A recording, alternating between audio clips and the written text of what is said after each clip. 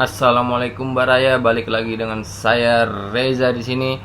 Ini adalah konten Suza pertama. Suza adalah sudut pandang Reza part 1. Di video kali ini saya akan membahas apakah Indonesia 2025 itu akan bisa menjadi Indonesia emas untuk kedepannya atau malah menjadi Indonesia cemas. Mari kita bahas di konten kali ini ya. Sabar.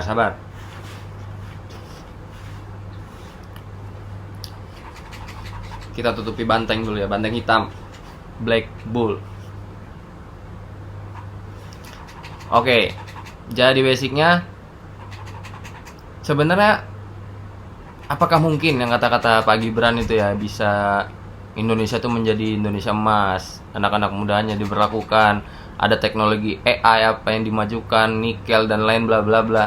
Tapi menurutku sebenarnya tuh satu, ya benar, sumber makan gratis itu menurutku work bener, cuman kayaknya perlu lebih dasar lagi deh dari pendidikan dan lain-lain. Kita mulainya dari awal. Pertama-tama dari bahan makanan dulu deh. Contohnya satu, kita bahas makanan. Contohnya makanan ya, makanan itu di Papua tuh kan zaman dulu tuh nggak perlu beras ya. Dulu makannya mereka sagu, cuma karena ada perataan harus beras, mereka susah jadinya. Yang di sana banyak istilah sagu, malahan dipaksa pakai beras. Akhirnya menanam beras susah, mahal. Kenapa nggak dibiasakan aja, dibiarkan aja bahwa misalnya memang dia makannya sagu, ya biarin sagu. Ekonominya biar lebih stabil juga, maksudku gitu. Kalau orang Jawa makan beras ya silahkan. Orang yang makannya singkong ya singkong aja, nggak perlu rata. Adil itu nggak mesti rata. Adil itu tidak mesti sama rata. Itulah pokoknya. Itu dari segi makanan. Kalau semisal dari segi KB itu sangat penting juga loh menurutku ya. Orang yang menurutku belum pantas punya anak, sebenarnya nggak apa-apa nggak punya dulu. Itu bisa diedukasi oleh mungkin puskes atau apalah, aku nggak ngerti juga sih. Tapi intinya pemerintah yang bisa menghandle lah, dari desa ke desa, dari apa ke apa. Ya itu sembarang aja, bebas aja. Maksudnya diatur, layak atau tidak, begitu.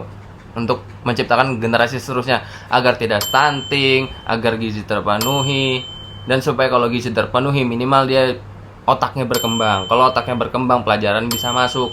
Jadi intinya bukan ya makan gratis masuk akal, tapi kalau dari dasar awal sudah kurang gizi duluan, kan lebih baik awalnya dulu, dari dasarnya banget kita rombak istilahnya. Itu saran mungkin untuk Pak Presiden ya. Pak Presiden sekarang Pak Prabowo, bagi yang kalian udah tahu, kalian nolep bodoh. Itu dari segi keturunan ya, dari segi bahas anak. Itu yang kedua. Kita lanjut ke poin ketiga. Dan hukuman buat koruptor. Hukuman untuk koruptor, untuk para kriminalitas itu mungkin menurutku hukum-hukum di Indonesia nih masih ada yang perlu diperbaiki, dan diperbaikinya jangan ngasal. Kayak beberapa RUU kemarin tuh kan ada bukan KPI lah, makin banyak yang gak jelas. Itu banyak yang gak penting diubah, kayak gak ada kerjaan, gabut mungkin.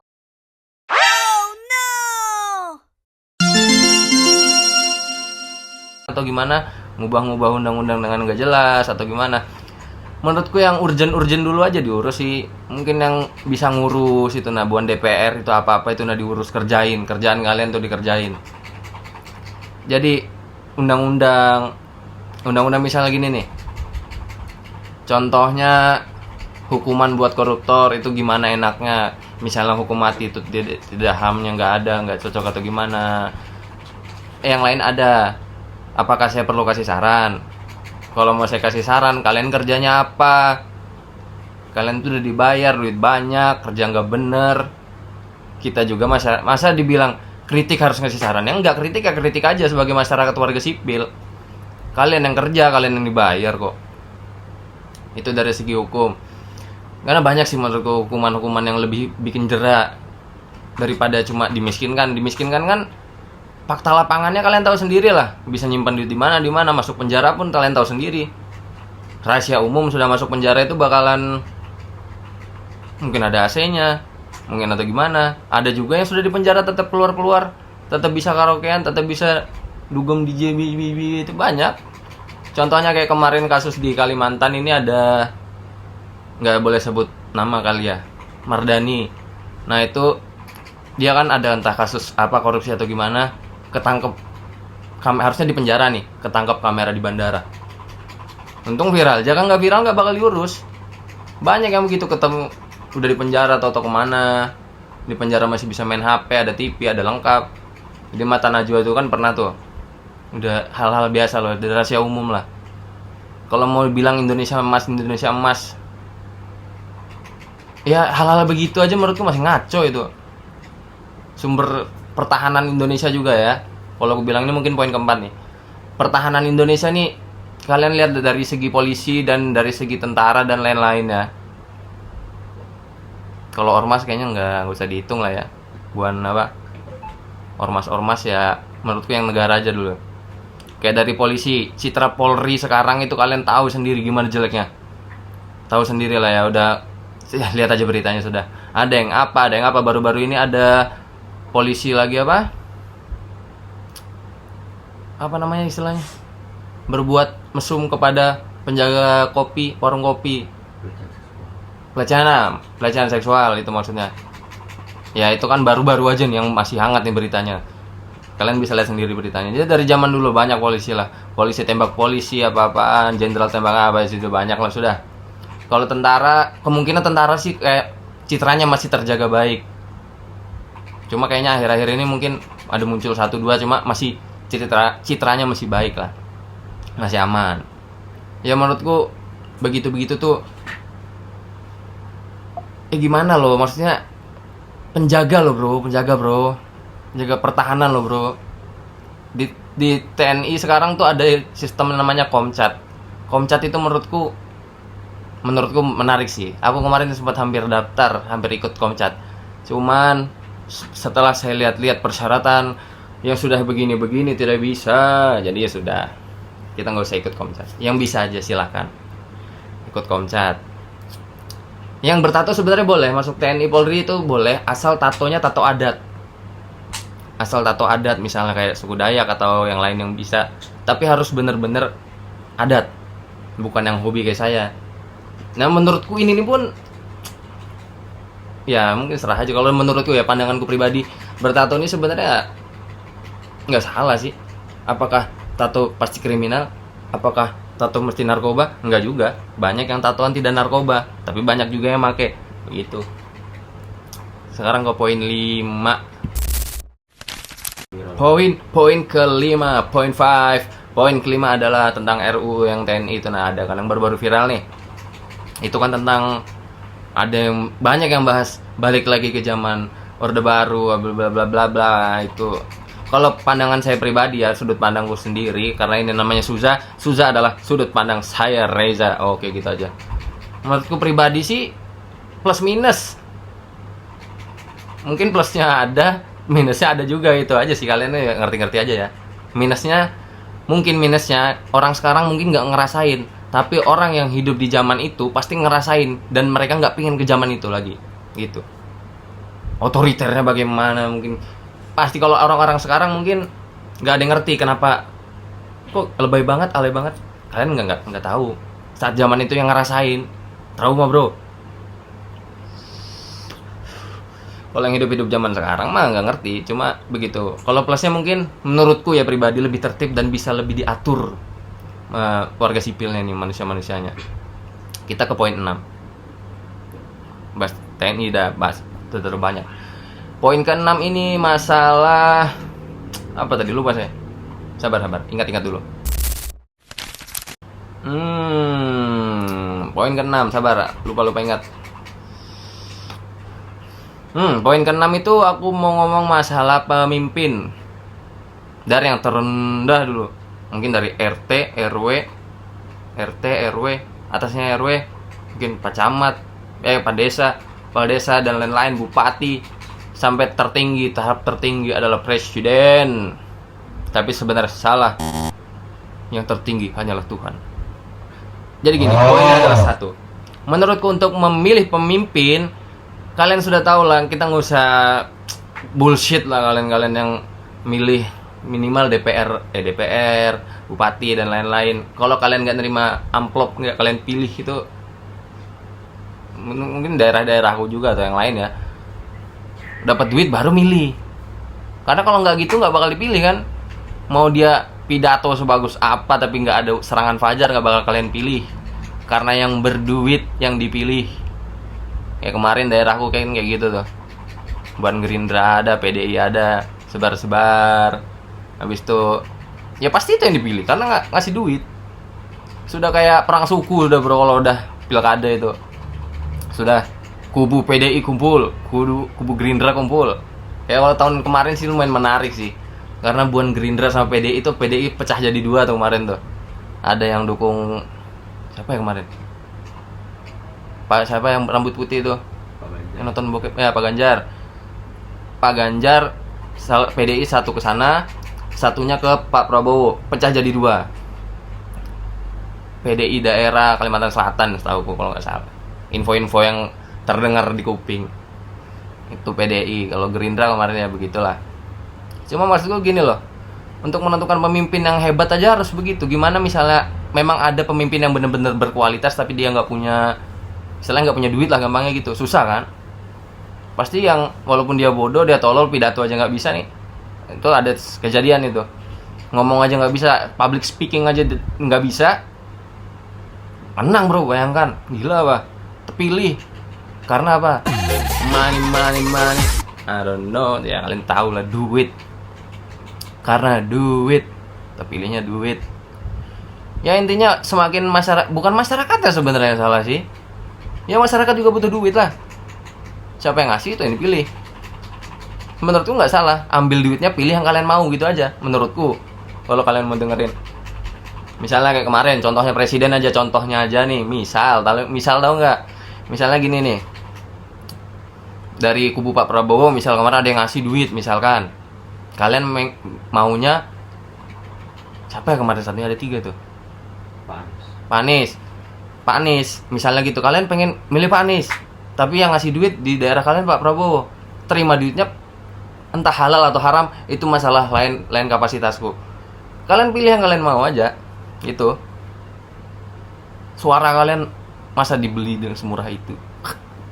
Kemarin sih jadi aku jadi saksi anjing. Lumayan itu duitnya tuh. Tapi sampai pagi, dari jam trauma aku jadi saksi-saksi begitu ya. Sudah malas lagi, kukira cuma berapa jam. Sekali sampai pagi, gila-gila musing tulisan-tulisan.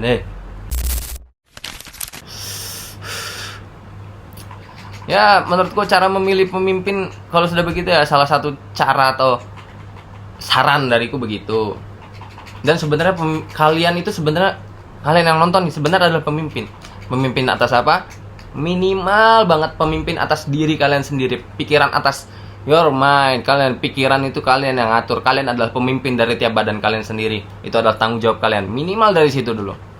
Gimana kalian mau menjadi pemimpin yang hebat kalau badan kalian sendiri kalian tidak pimpin dengan baik? Contohnya saya sendiri, badan coret-coret. Apakah ini baik? Itu terserah dari masing-masing kalian. Contohnya begitu aja. Kalian menjaga diri aja gimana? Sudah bagus kah? Kalian adalah pemimpin loh.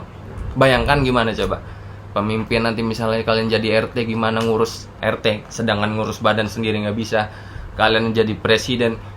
Dari itu hal basic sebenarnya, dari dasar, harus dari dasar, dari dalam.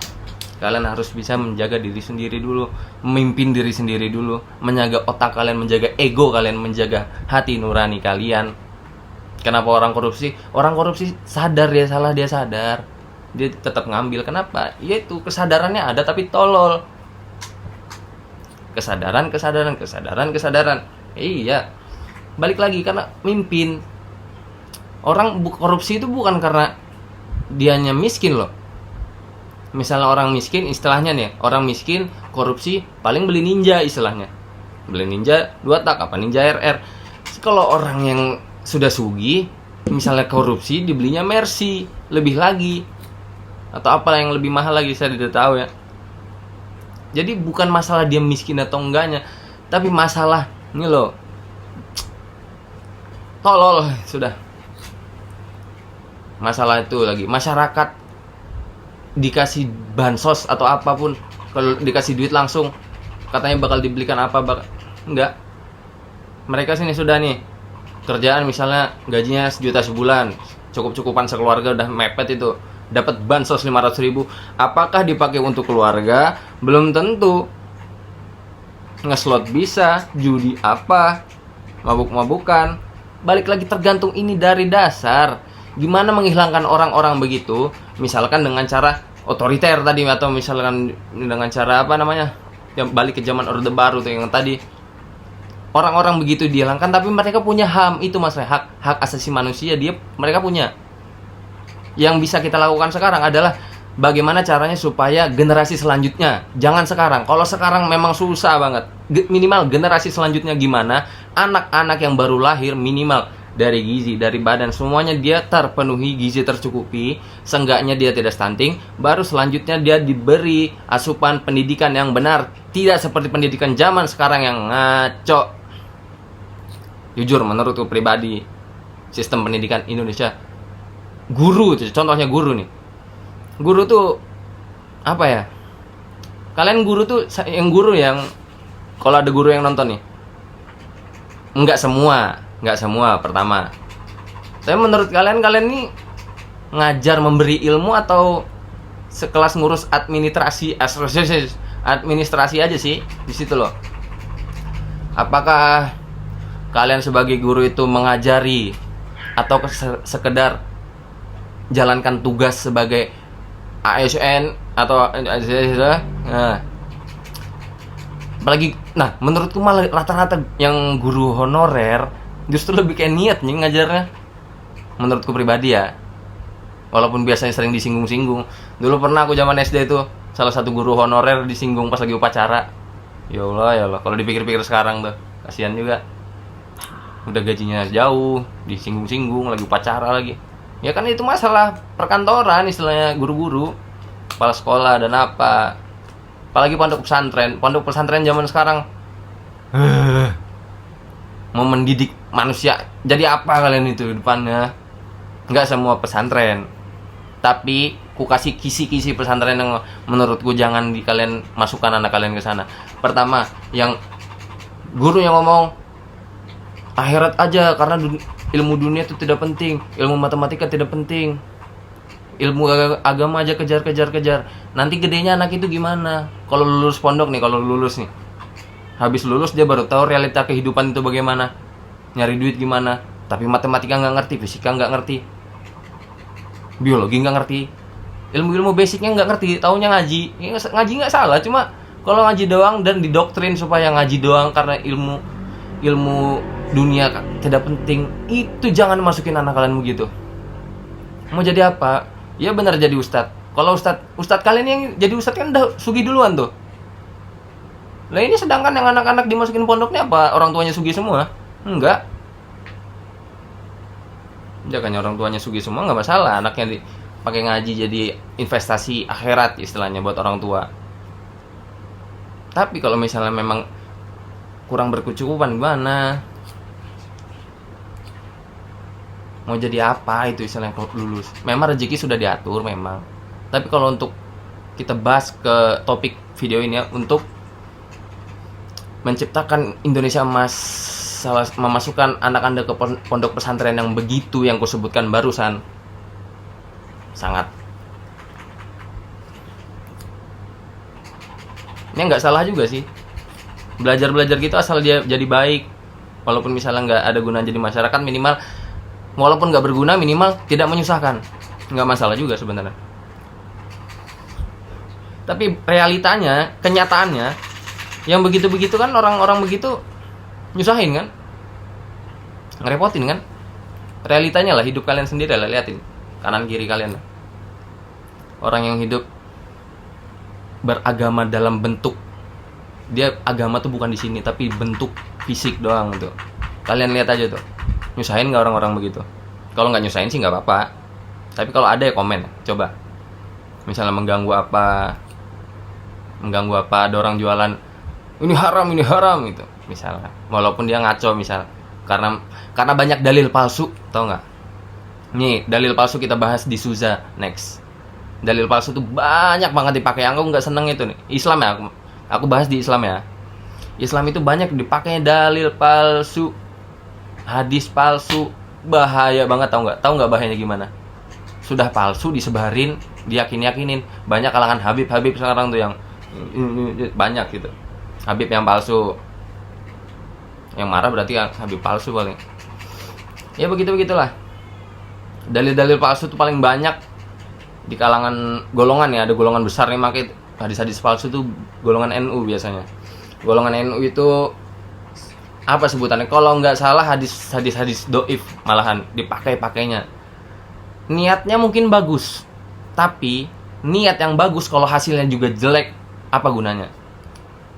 Walaupun niatnya bener, niatnya baik, tapi kenapa kalian nggak bilang ini adalah hadis palsu, ini adalah dongeng gitu? Kenapa nggak? Kenapa kalian bilangnya ini hadis dari Rasulullah langsung? Sudah memfitnah Rasul, menyesatkan umat. Terbayang dosa kalian itu.